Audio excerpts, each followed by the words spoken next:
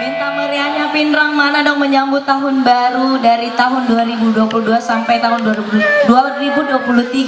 Mana semangatnya nih menyambut tahun baru?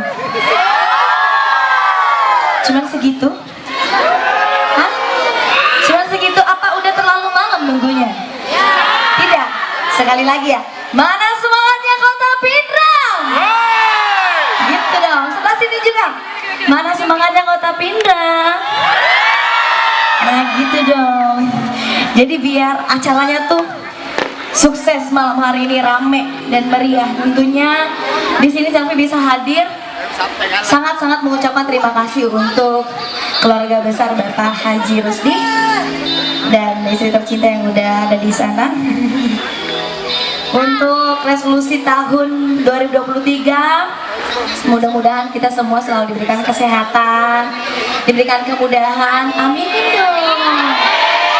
Nah gitu, diberikan kemudahan dalam aktivitas kita, dalam mengerjakan usaha kita, mudah-mudahan selalu diberkahi, mendapatkan rezeki lancar, bahagia keluarga tak, tidak selingkuh sumita.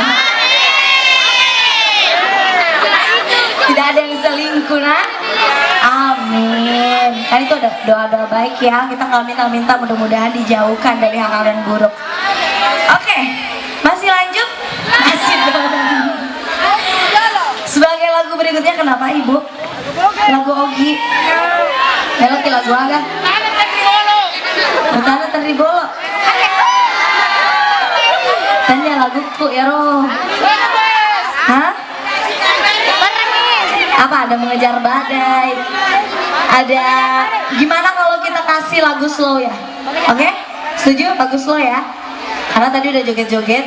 Kali ini Selfie ingin kasih lagu masih menyangkut masalah hubungan yang selama ini sudah bertahan walaupun sudah disakiti berkali-kali. Siapa yang mengalami cerita itu di sini? Tidak ada, Ji? Tidak ada, Ji? Hah? Tidak ada. Semoga tidak ada ya.